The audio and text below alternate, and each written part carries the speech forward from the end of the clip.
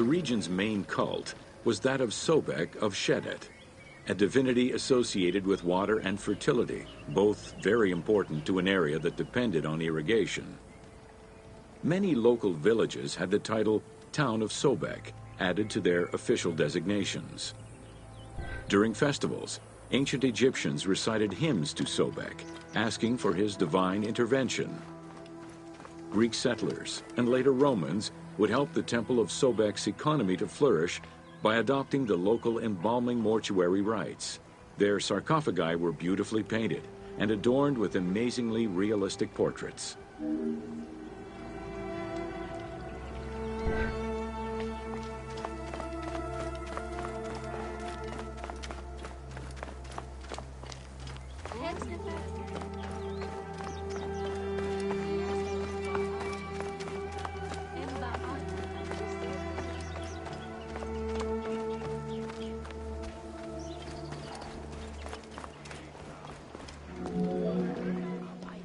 Very similar to the cult of the Apis bull in Memphis, a living crocodile was worshipped within the precinct of Crocodilopolis's main temple. Known as Sobek to the Egyptians and Sukkos to the Greeks, it was reported by Strabo that priests fed it with meat, wine, and honeyed milk. They covered its body with jewels and gold. After its death, it was embalmed and placed within the crocodile's grotto, alongside thousands of other mummified crocodiles.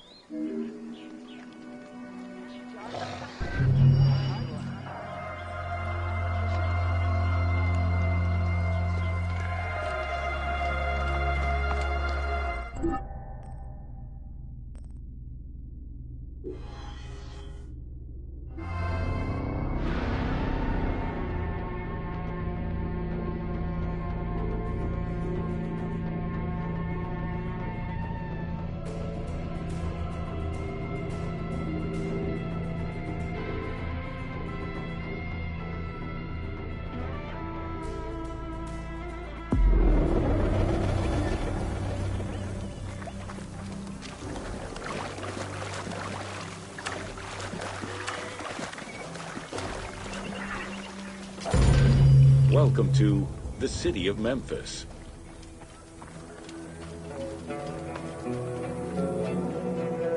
Throughout all ancient Egyptian periods, cities had one thing in common. They were situated along the Nile's shores.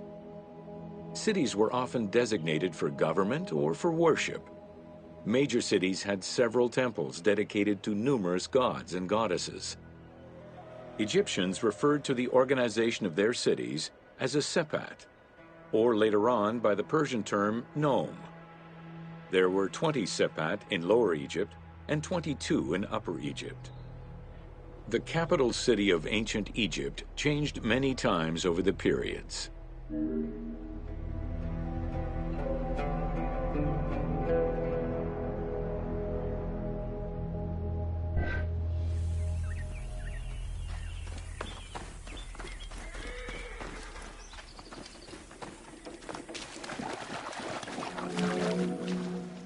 One of the largest was Memphis, located in Lower Egypt.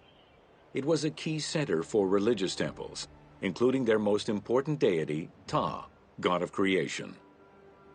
Thebes, located in Upper Egypt, competed with Memphis and featured as both a political and a religious center.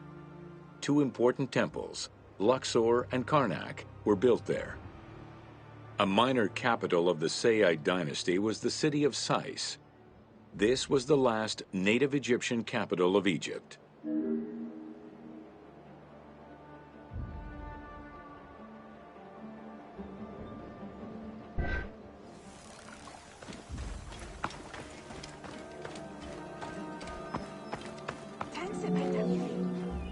During the Third Dynasty, under Pharaoh Djoser, Memphis became the first religious and administrative capital of Egypt.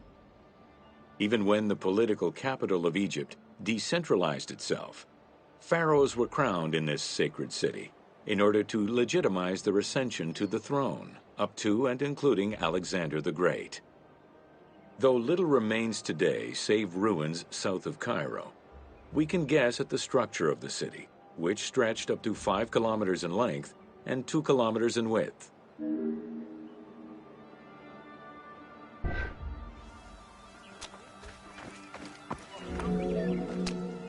Memphis was also referred to as the City with the 100 Doors, or the White Walls. These names were in reference to the wall which surrounded the city. Under the protection of Ptah, god of craftsmen, the city was a thriving religious and economic hub.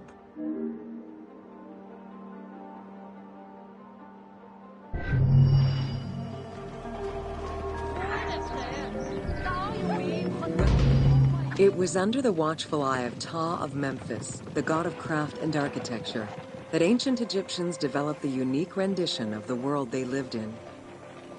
However, it is vital to understand that their view of art and those who created it was likely very dissimilar to the modern concept of the word. Instead of artists, the creative culture had skilled and respected artisans. The most significant categories of specialties for crafters were drawing, painting, sculpture, and metalworking.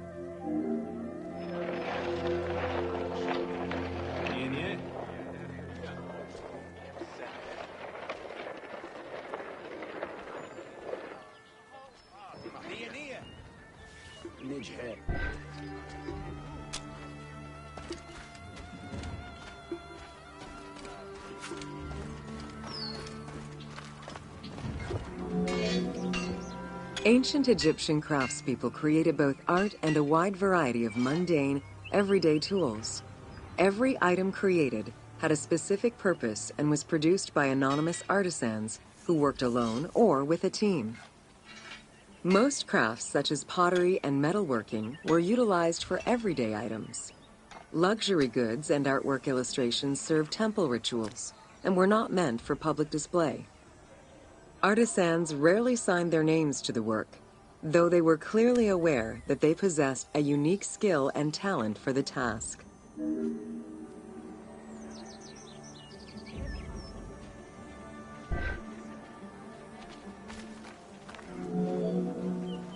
Art, in all its forms, has offered not only a practical insight into the way ancient Egyptians lived, but in how they viewed the world and their place in it.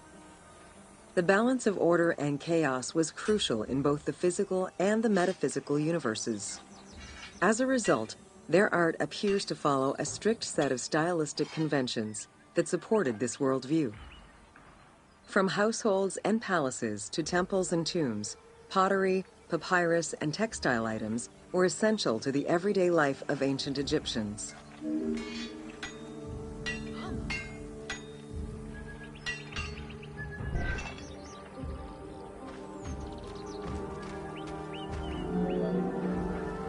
In ancient Egyptian culture, drawing was used as illustration, such as seen in the Book of the Dead. It was also the first step in the creation of a relief, painting, or statue.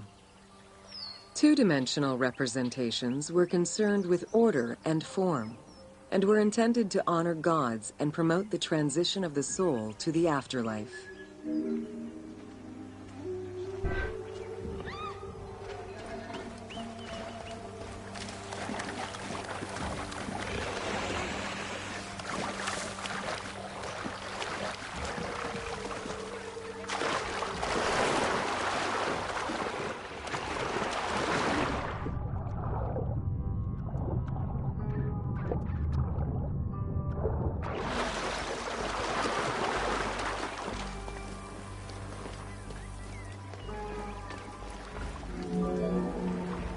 Stylistically, Egyptians were concerned with the depiction of the human form's inner self. As such, artistic representations were not concerned with realism, but rather with idealized youth and perfectly harmonious visuals.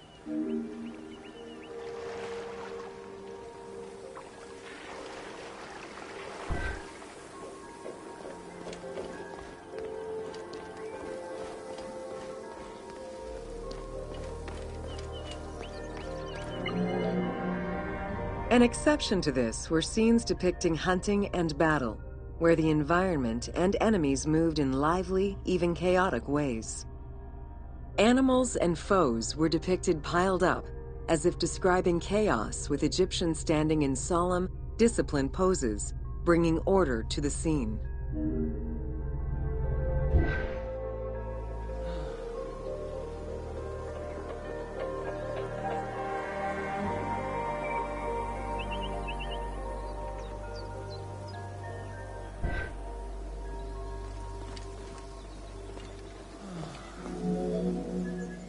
Reliefs could be either in high relief or low relief. Either method required a surface suited to the desired technique. Preparation of the surfaces differed depending on the quality of the rock. A quarried block only needed a simple smoothing. Rough-cut rock monuments, such as those found in tombs, required more work. Often the surface was coated in plaster before being sculpted.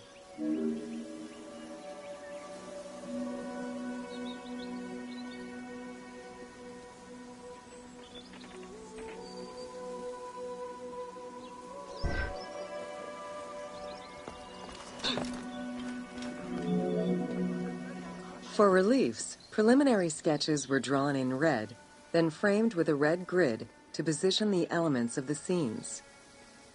Corrected sketches were in black, and once approved, the scene was ready to be carved. This method likely explains the name given to relief makers, the one who draws the outlines.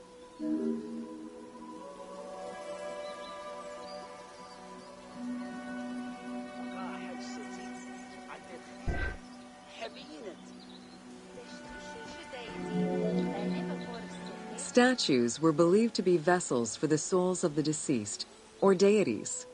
That is why a sculptor was called the one who makes it live. This divine duty earned them the utmost respect. As with a relief, creation of a sculpture began with a drawing. Most statues were made of quarried blocks of stone, primarily limestone, though sometimes harder stones such as quartzite were also used.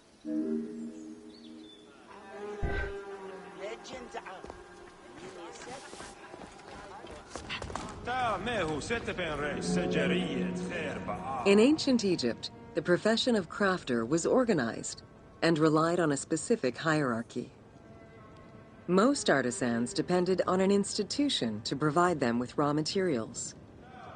There were 3 working levels for craftsmanship: domestic, large estates, and within palace and temple workshops. Some royal workshops, at their largest, covered an area of about 2.8 square kilometers in size.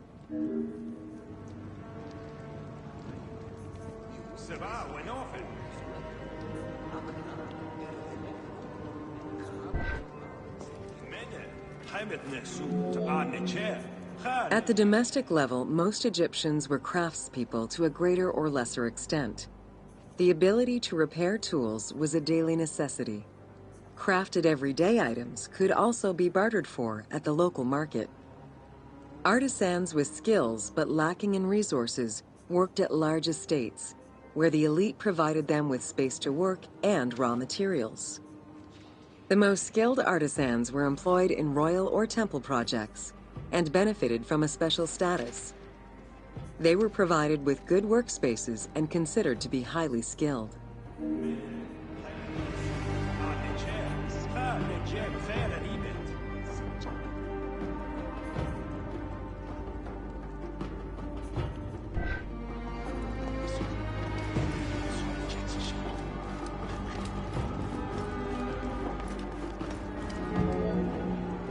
An ancient text known as the Satires of Trades has a number of descriptive summaries that offered teasing glimpses into how artisans were perceived. A coppersmith was said to stink and have fingers that resembled crocodile droppings, while potters were said to be like those who lived in bogs. This view was likely exaggerated in order to highlight the most enviable position of all, that of the scribe.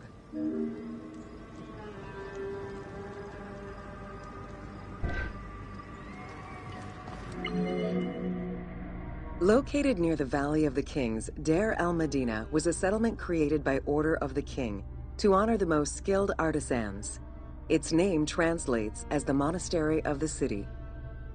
Allocated a house on the initiative of the king, these craftsfolk were regarded with respect and referred to as the royal artisans.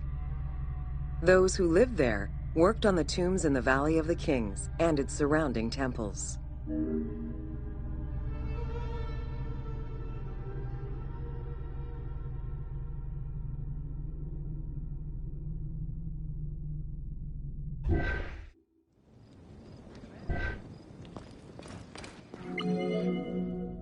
Archaeologists believe the site was home to skilled and respected artisans for over 400 years. It is considered one of the most important discoveries relating to Egyptian daily life. While much of the focus of Egyptian archaeology was on its kings and queens, it wasn't until the excavation of Deir el-Medina that Egyptologists were given a valuable window into the community life of ancient Egyptian artisans.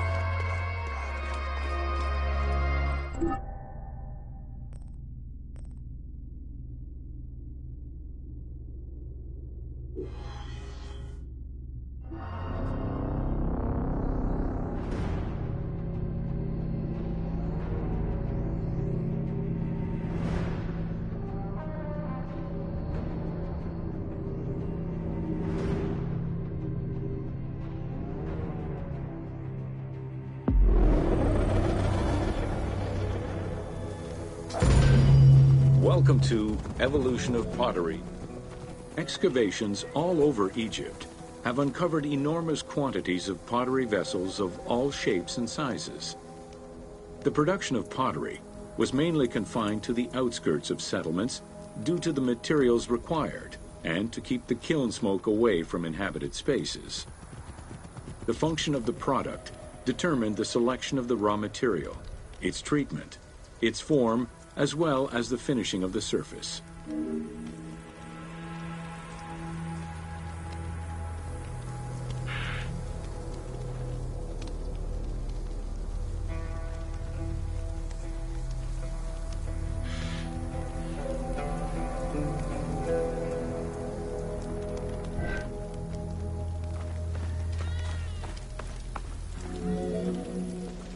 Pottery was essential to ancient Egyptians' daily lives.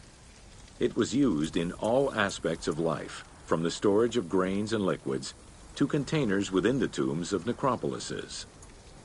The most common pottery was made from Nile silt that resulted in a reddish-brown clay. Limestone clay, which made for more attractive pottery, was only found in Upper Egypt.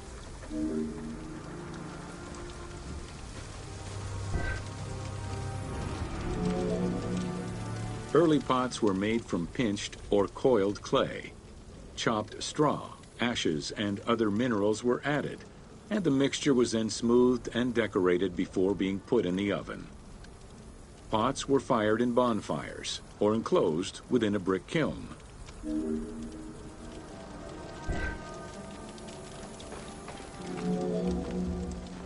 The potter's wheel was utilized during the Old Kingdom. Pottery became smoother and more polished, similar to river stones. It was decorated primarily in red pigment, with the black color achieved by exposing it to smoke.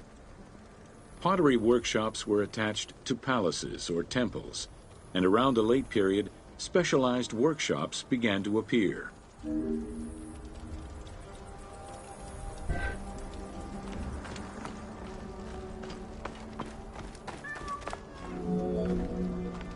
Quartzite particles, which created the rich blue or green glazing, became common during the New Kingdom.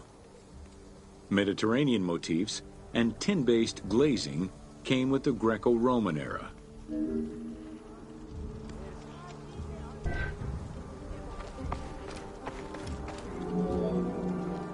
Potsherds could be found anywhere and were the most common canvas for writing or drawing, in comparison to the more expensive papyrus sheets. Named after their Greek description, ostraca contained daily life records, letters, or could be drawn upon. Artists drew sketches for temples and tombs, or simply for leisure.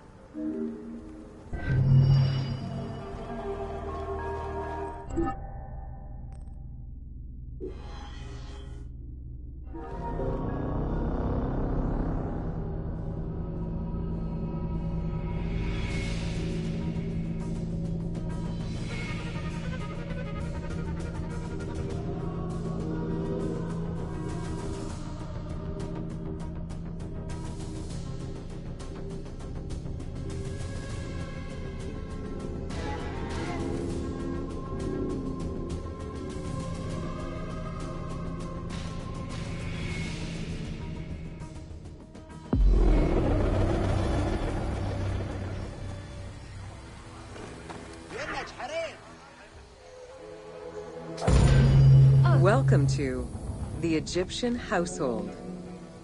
In pre-Greco-Roman culture, women were considered equal to men in many matters. They owned property, testified in court, could divorce and inherit.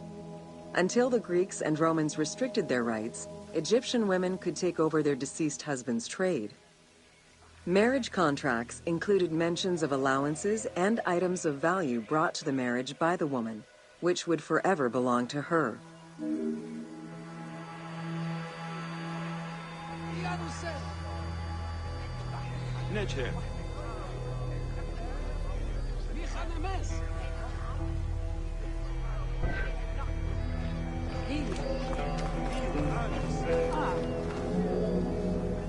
Certain professions were open only to women, such as weaving or professional mourning, while others were available to both genders, including working as servants for the rich households. Social status did have an impact, though. The higher in status, the easier it was to obtain education and access different professions.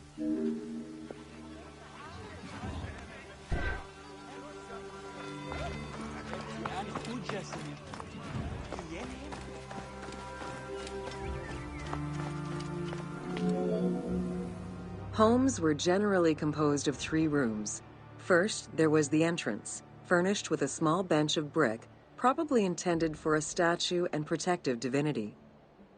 Then there was the ceremonial room, meant to receive guests. The last room was either a bedroom or kitchen. Furniture consisted of basic chairs, chests, and storage. Tables were not used for family dinners. Instead, each individual had a small table of their own.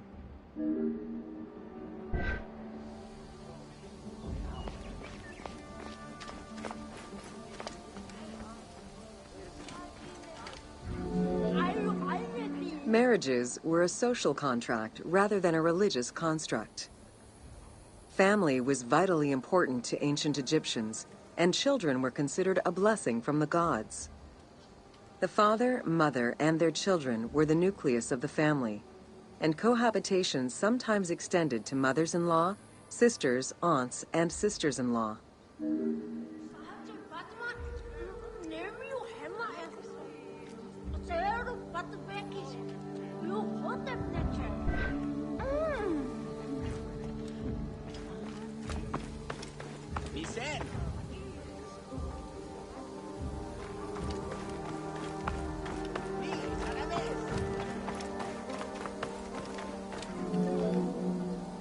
Status and wealth played a large role in the style and size of ancient Egyptian homes.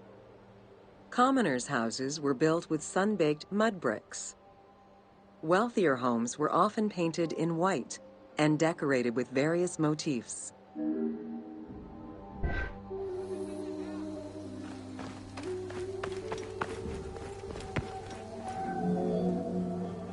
Town officials and the rich lived in mansions with numerous rooms that were luxuriously decorated. Only temples and tombs meant to last for all eternity were built with stone.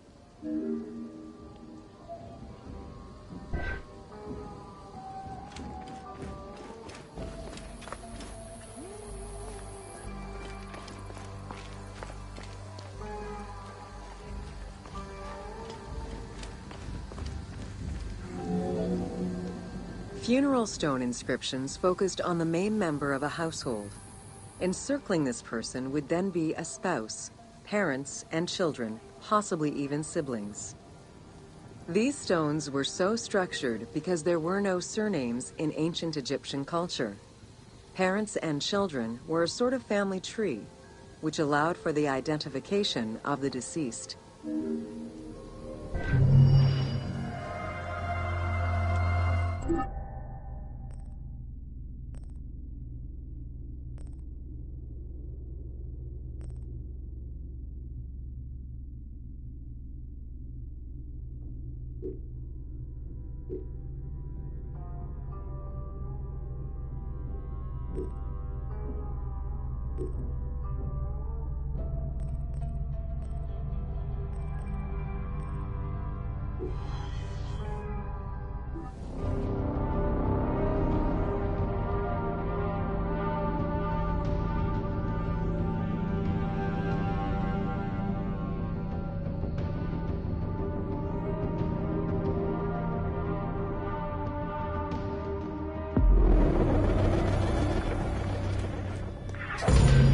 Welcome to Osiris, the first mummy.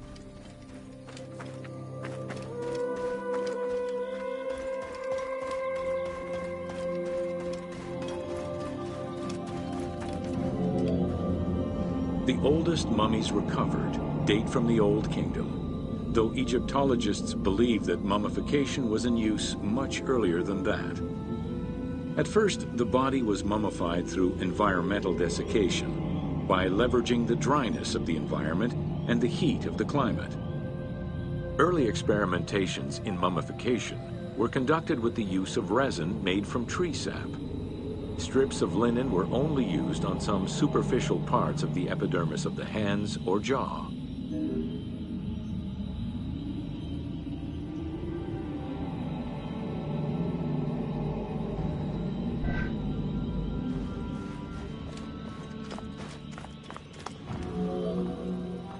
Ideologically, the will to preserve the body is not explained in any way until 3600 BCE. This is when the Egyptian belief that the body housed the soul was finally documented for modern Egyptologists to eventually decipher. It was not until the arrival of the myth of Osiris in the Egyptian religion around the 5th dynasty that mummification was thoroughly conceptualized. The practice was thereafter grounded in both a mythological and ideological point of view.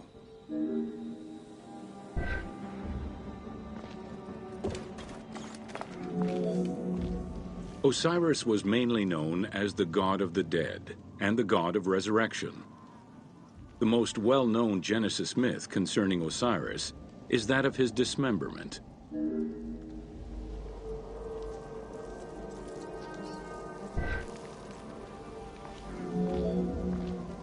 It is Plutarch who gives the most simplified and complete summary of the story. Within Egyptian mythology, Osiris represented the first king to rule Egypt. Jealous of his power, his brother Seth attempted to usurp his throne. After several unsuccessful attempts, Seth succeeded in killing his brother by dismembering him and scattering the pieces of his body all over Egypt. Isis, the great of magic, traveled all over Egypt in search of the pieces of her husband's body. After a long search, she recovered all the pieces save for his manhood, as it was eaten by a fish.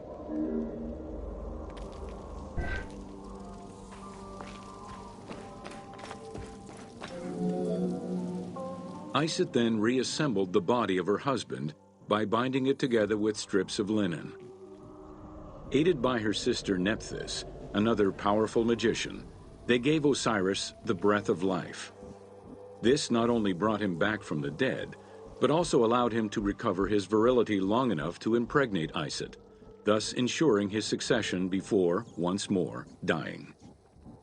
Thus Horus was born.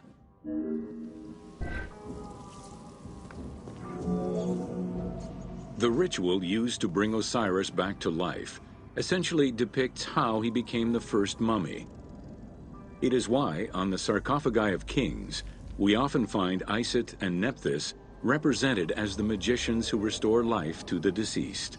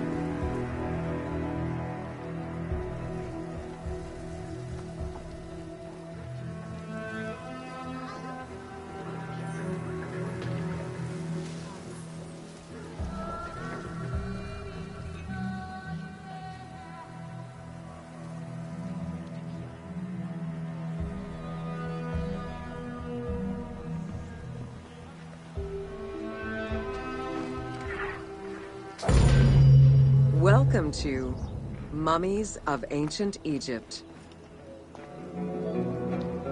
The mummification process used by ancient Egyptians was highly ceremonial in nature.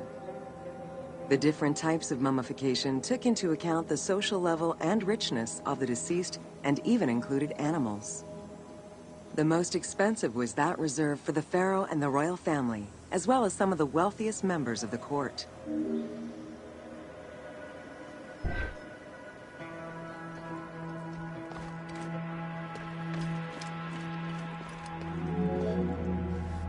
The first step was cleaning.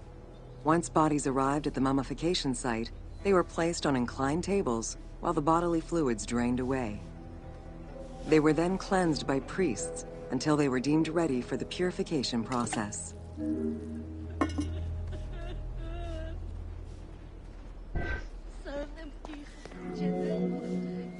The purification of the body began with a libation from sacred water.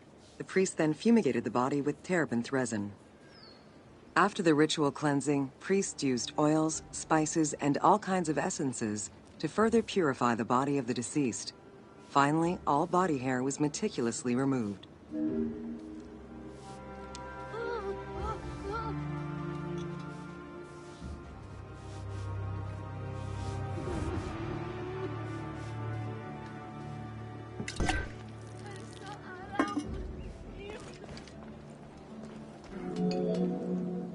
Once the body was properly purified, embalmers removed the organs, following very specific procedures. First, the brain was extracted by inserting a spoon through the nostril to break the ethmoid bone. Then, using a spatula, the pieces of the brain were removed as thoroughly as possible. What matter remained was extracted after a process of liquefaction, achieved through the use of a caustic liquid. The cranial box, once emptied, was rinsed and disinfected with palm wine, and then stuffed with strips of linen cloth and liquefied resin.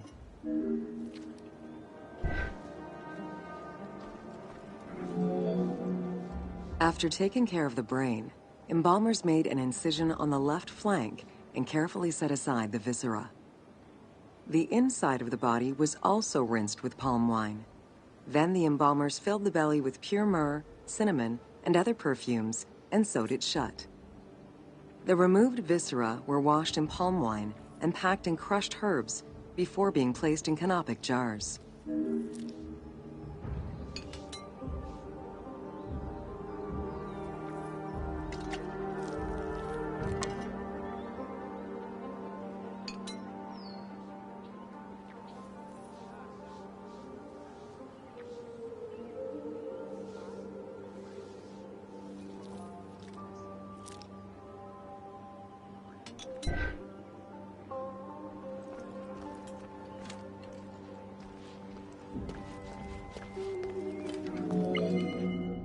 Canopic jars were placed close to the sarcophagus or kept in a chest nearby. At first, the viscera were wrapped in tissue and placed in the vases. As the ritual requirements became more elaborate, ointments, spices, and even water and natron were added to the process.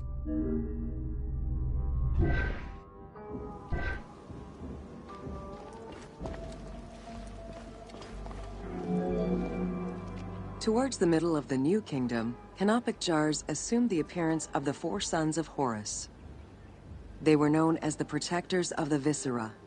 These protectors had their own guardians, each a goddess of the dead. Imseti, the human-headed god, protected the liver and was protected by the goddess Iset. Hapi, the baboon-headed god, protected the lungs and was protected by the goddess Nephthys. Dumut-Ef, the jackal-headed god, protected the stomach and was protected by the goddess Neith. And finally, Kebesenuef, the falcon-headed god, protected the intestines and was protected by the goddess Selket.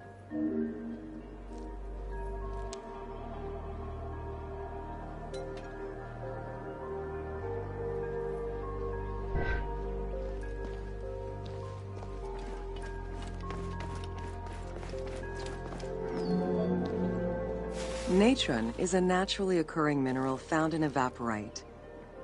These sedimentary rocks are made up of mineral salts and were generally mined from lake beds in Egypt.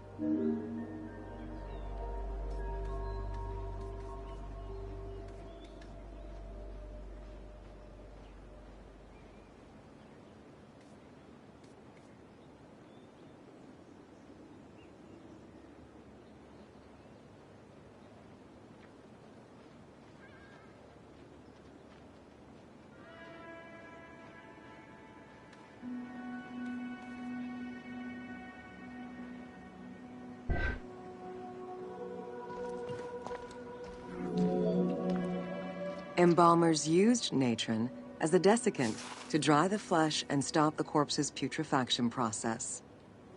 Once the body was cleansed and eviscerated, the deceased was covered in natron for about 40 days. Once desiccated, the body was prepared to be wrapped in strips of linen.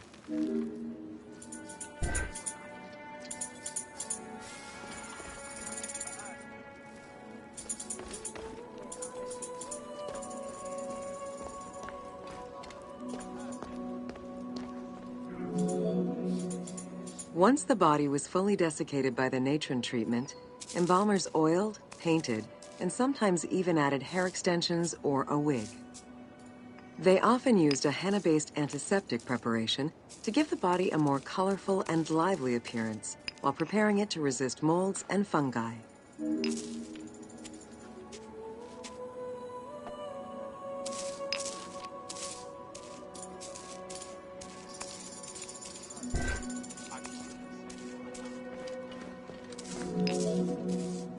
Next came the phase which gave mummies their most well-known appearance, the wrapping. Originally, each part of the body was wrapped separately. Men had their arms crossed on their chests, while women had the right arm folded over their breasts and the left arm stretched along the body. However, techniques evolved over time. Eventually, the body as a whole was wrapped with limbs alongside the body, and increasingly sophisticated and different techniques of weaving flax bands were developed.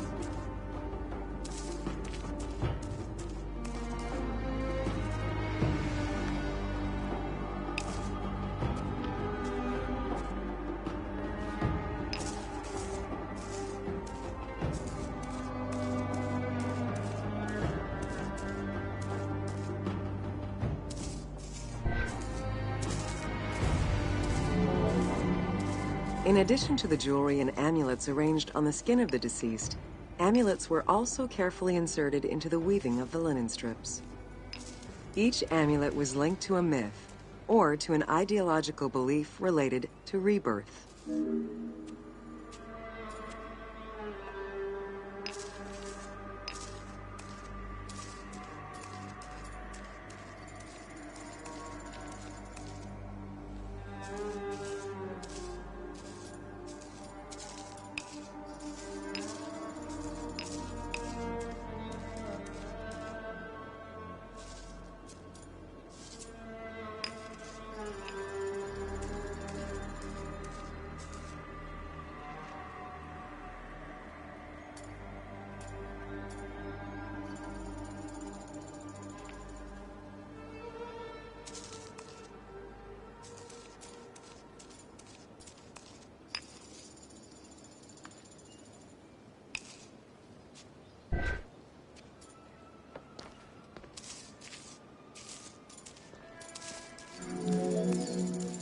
Next came the phase which gave mummies their most well-known appearance, the wrapping.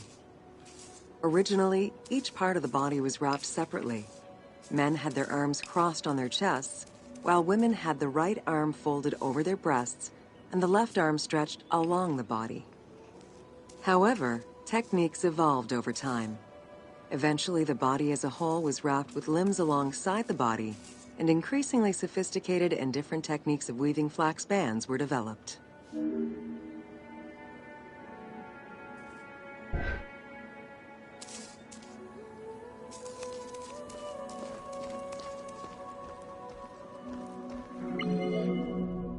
Masks were an important part of a mummy's finery. Early wooden funeral coverings were very expensive, however, and soon replaced by masks created through a technique known as cartonnage. Masks fashioned with this method were created by laying several layers of linen or papyrus pulp on a base made of mud or straw. Cartonnage was used for more than funerary masks. Ornaments and the animal coffins of the late period were also made in such a fashion.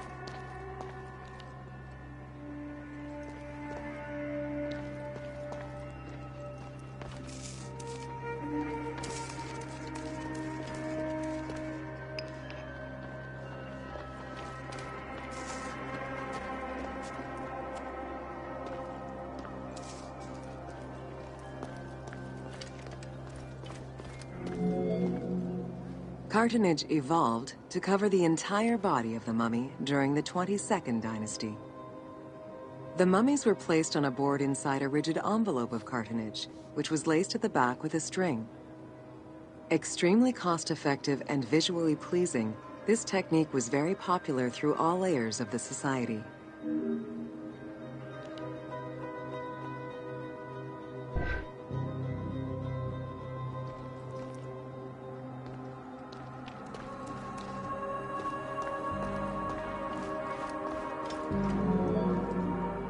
Cartonnage envelopes were usually covered with inscriptions and polychrome decorations, specifying the names and titles of the deceased, scenes depicting daily life, or decorations specific to the funerary world. This was a true gift for Egyptologists eager to study the funerary rites of the ancient Egyptians.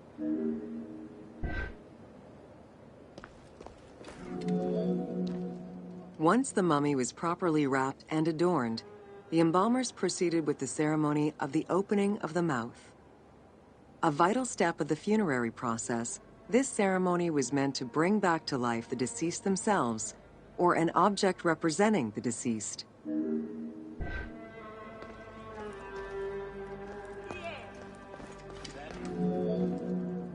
There were no less than 75 different stages for the opening of the mouth. It required the application of the same oils, ointments, spices, and perfumes used during the mummification process. Makeup was sometimes part of the process as well.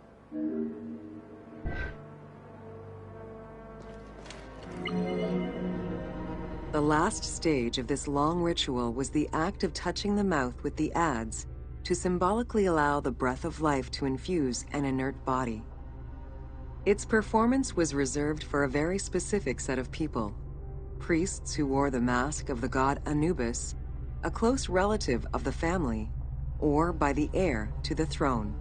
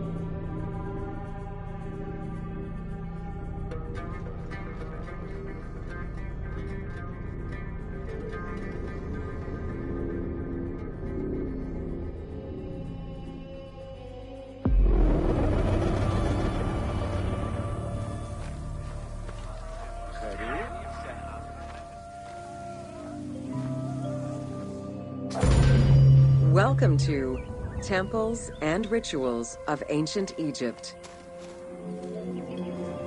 During rituals and festivals, the god was carried on a solar barge between the areas of a temple or the temples of different cities.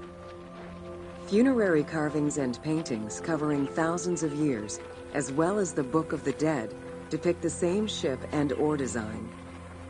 Solar barges have been uncovered near or within several pharaohs' tombs. They were intended to carry the pharaoh into the afterlife.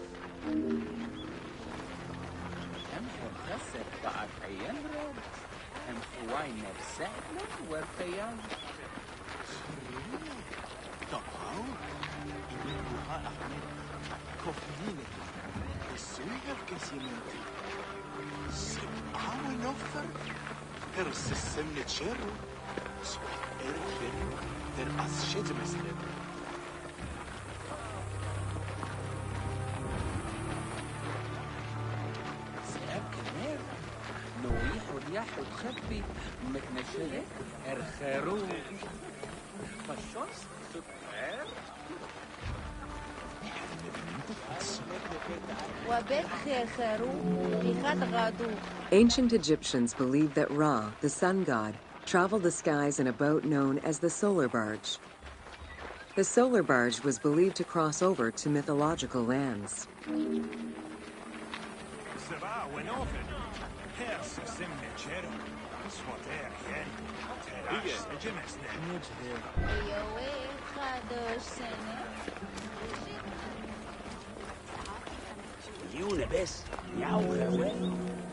The god Ra believed mankind was conspiring against him.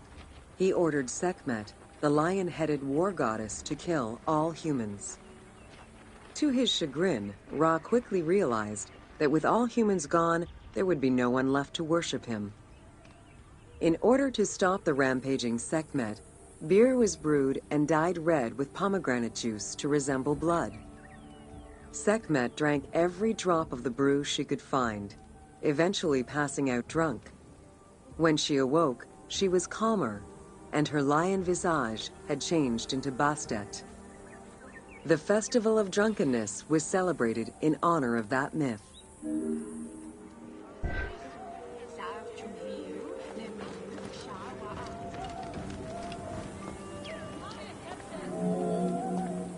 Unlike the daily rituals that took place in the temple and were performed by priests, festivals allowed the entire population of the city to participate. Festivals helped mark the passing of the seasons in the agricultural calendar. In reflecting the cycles of life, festivals offered a sense of consistency and structure for the regular citizens, thus reinforcing the sense of order that pharaohs were to provide for the citizens of Egypt as part of their godly duties.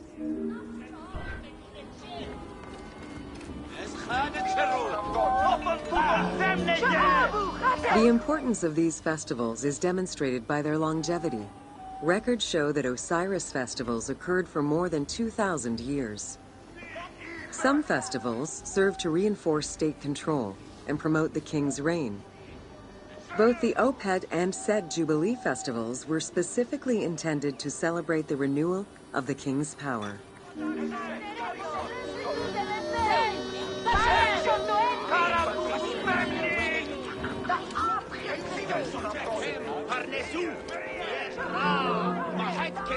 The temple hierarchy consisted of high priests, several types of priests, scribes, and servants. The high priest was known as the prophet. Some divinities had up to 4 prophets, and they were the ones to perform the most advanced and complex rituals.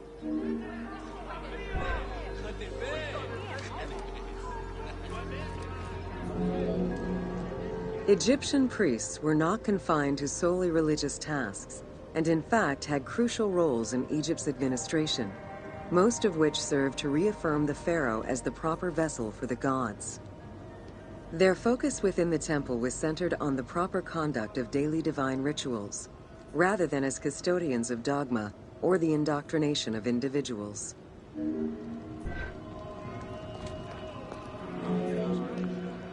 Scribes were custodians of the sacred sciences.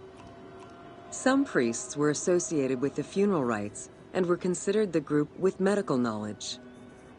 The servants of the Ka were low-ranking priests who carried food and offerings in funerary rituals. Lector priests were distinguished by their ability to read, and their main duty was to recite specialized religious texts in both temple and funerary rituals.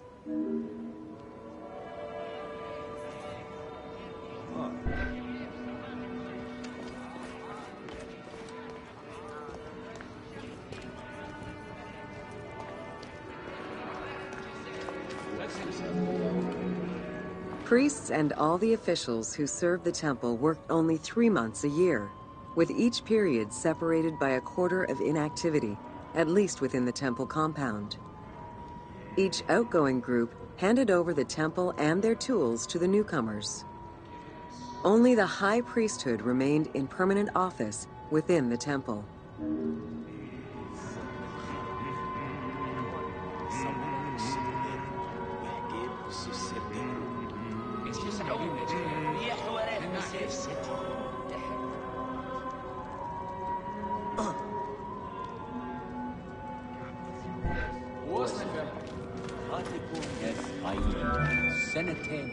The most sacred part of the temple was referred to as Jeser Jeseru, the Holy of Holies.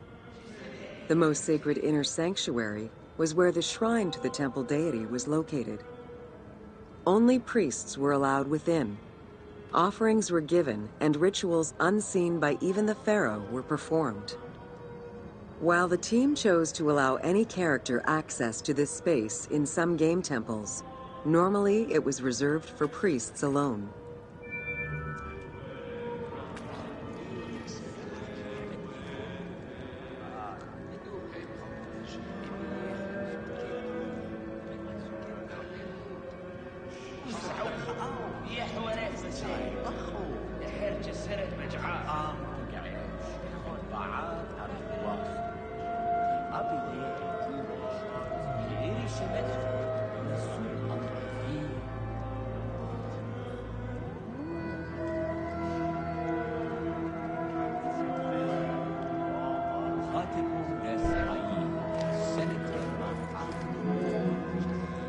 Pharaohs and their priests often chose the site of these sacred temples because of some mythological connection or an alignment with the cardinal points and certain stars. Once selected, a foundation ritual was performed. The pharaoh was required to complete 10 steps in the ritual, which required a mix of offerings as well as specific construction techniques. Once the temple was complete, construction of the chamber containing the shrine, or naos, began.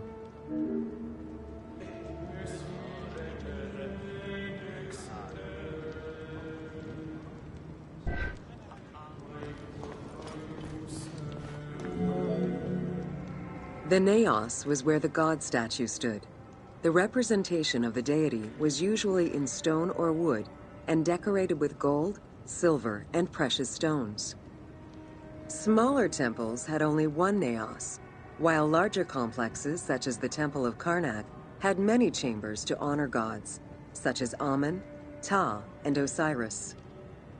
Each statue was believed to be a receptacle for the presence or essence of the god's Ka, enabling it to take a physical form. Through the statue, the god came to the shrine to eat, drink, and communicate with the pharaoh, or with the priests standing in for the pharaoh.